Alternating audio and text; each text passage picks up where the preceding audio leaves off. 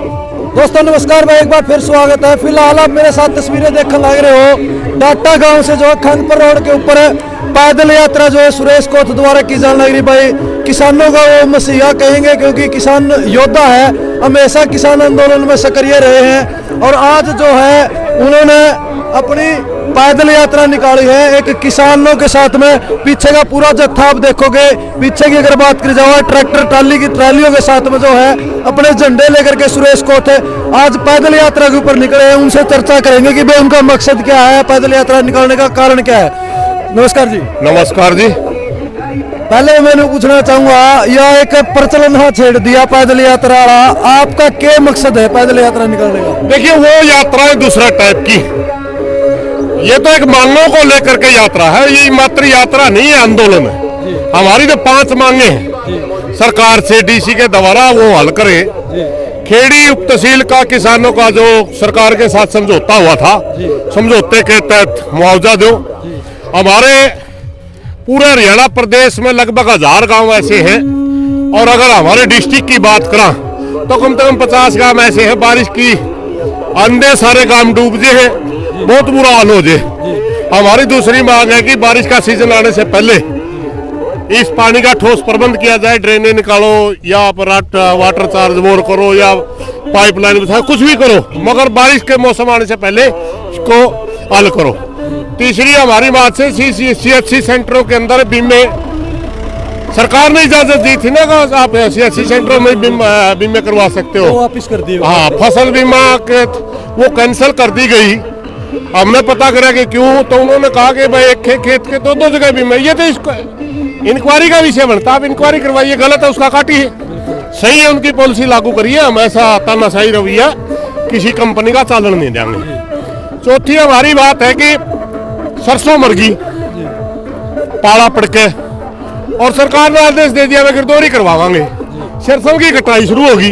अभी गिरदौरी आज तक हुई नहीं, क्रॉप कटिंग आज तक हुई नहीं, फिर क्या ही करेंगे, सरसों कटा बाद ढांचे ही करेंगे, खाली खेत के करेंगे, जरूरत तो अभी है ना।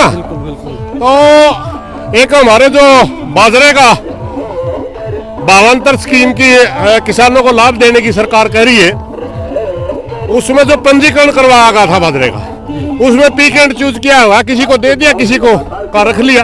ये कौन सा तरीका है? जब किसान तो किसान है, आप एक को छोड़ रहे हो एक को दे रहे हो।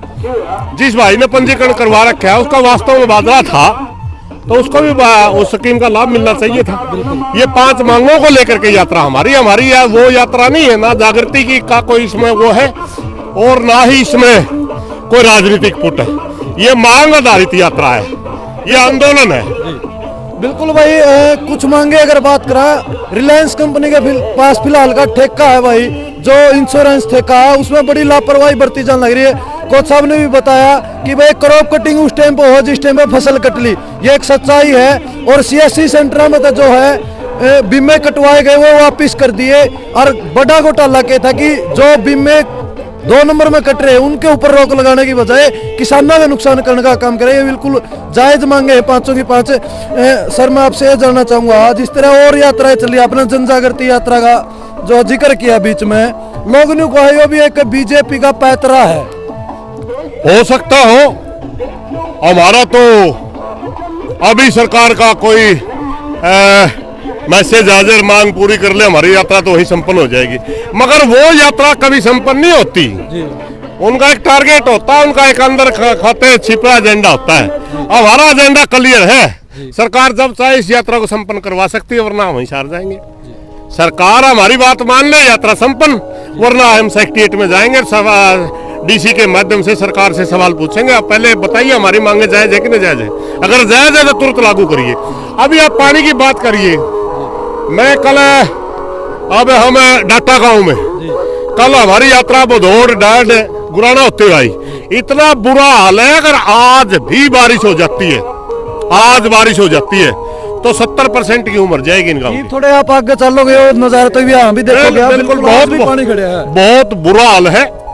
हमें तुरंत जरूरत है, तुरंत राहत की जरूरत है, पानी का प्रबंध करो तुरंत, वरना 4 साल हो गए फसल हुए, इस बच्चे हम पड़ा से जिन गाँव में पानी चढ़ गया, दूसरे पड़ोसी गाँव से 20 साल पीछे चला जाता हो गाँव, ना बच्चे पढ़ा सकते, अच्छा पशु रहता नहीं क्योंकि पशु चारा नहीं होता, बस गुजारा ही करना पड़ता है किसी तरह, कोई उसका वो नहीं रहता। ये यात्रा कहाँ से शुरू करी थी और कब शुरू करी थी, कहाँ तक जाएगी? ये 10 तारीख को खेड़ी चोपटा से शुरू हुई थी, हिसार सेक्टर 8 तक की यात्रा है, 14 को पहुंचेगी।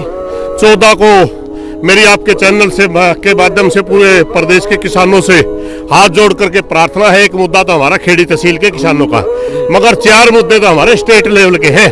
मेरी प्रार्थना ज्यादा से ज्यादा किसान हिसार पहुंच करके किसान भाइयों की आवाज को बुलंद करें और अपनी बात को मनवाने का कष्ट करें।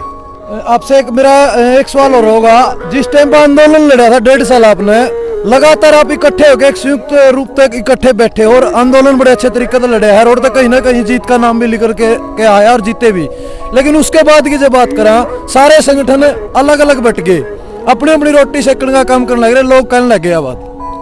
भाई देख, संगठन तो अपना अपना संगठन बनाना सबका अधिकार है, मगर कुछ साथी उस समय सरकार के भेजे हमारे बीच में बैठे थे, हमारे को पता भी था RSS से एफिलेटेड आदमी हैं, मगर उसके बावजूद भी अगर हम बोलना तो उस मौका किसान हम फूट पड़े थे। उनको तो हमें पहले ही कह दिया था तारा को लेंगे नहीं भाई हम, क्योंकि हमने कहीं न कहीं बहुत लंबा आंदोलन उन्हीं की वजह से लड़ना पड़ा। अगर वो हमारे बीच में नहीं होते तो हम पहले जीत जाना था। उन साथियों से तो परहेज करेंगे, बाकी तो सारे के सारे किसान संगठन आज भी ठीक संयुक्त मोर्चा के साथ है, कल भी थे और आगे भी रहेंगे, ऐसे कोई बात। किसान आंदोलन की जो मांगे आज तक नहीं मानी गई, उनको लेकर के क्या रणनीति है? क्या किसान आंदोलन दोबारा हो सकता है? बिल्कुल होगा, निश्चित होगा, किसान आंदोलन श्योर होगा, क्योंकि मोदी सरकार यू टर्न कर रही कई मुद्दों पर, तो हम मोदी सरकार को यू टर्न नहीं करने देंगे, मजबूर कर देंगे। जो किसानों के साथ वादा किया था वो पूरा करना पड़ेगा। कैसा प्यार मिल रहा है गाँव में? गाँव में हर गाँव में जहाँ भी जा रहे हैं बहुत अच्छा रिस्पॉन्स मिल रहा है। गाँव के गाँव इकट्ठे होते हैं, कहीं चाय का इंतजाम होता है, कहीं खाने का इंतजाम होता है, कहीं हर तरह का बहुत बढ़िया रिस्पॉन्स मिलता है। तो भाई दोस्तों, 14 तारीख ने हिसार पहुंचो, सारे जितने भी किसान संगठनों की बात करें, चाहे किसान साथियों की बात करें, आसपास के सभी किसान साथी सुरेश कोत की इस यात्रा में शामिल हो सकते, तो यात्रा में शामिल हो, क्योंकि ये आपकी मांग है, अकेला सुरेश कोत की मांग नहीं है। किसानों की लड़ाई लड़ते हमेशा, किसानों के बीच में रहते हैं और आज यात्रा पर निकले हुए। फिलहाल की बात करूं, डाटा तक खानपुर रोड के ऊपर चले हुए हैं, 20 से 25 मिनट के अंदर खानपुर गांव के अंदर पहुंच जाएंगे। खानपुर से होते हुए कहाँ थोड़ा 2 घंटे का रास्ता है, मैंने एक पंचायत में जाना। तो सारे काम करे भाई, गल्ला किसानों की लड़ाई लड़ाई, गल्ला पंचायती आदमी सबने बेरा है। आगे का रास्ता कहाँ से होगा? आगे राजली, नाइट राजली होगी आज। तो भाई राजली से होते हुए इस प्रकार शायद सुलखनी वगैरह इस रास्ते से जाते होंगे, उस रास्ते से जो है हिसार पहुंचेंगे। 14 तारीख को मेरी अपील रहेगी भाई सारे साथी वहां पहुंचे। फिर मिलेंगे एक नई अपडेट के साथ, तब तक के लिए धन्यवाद।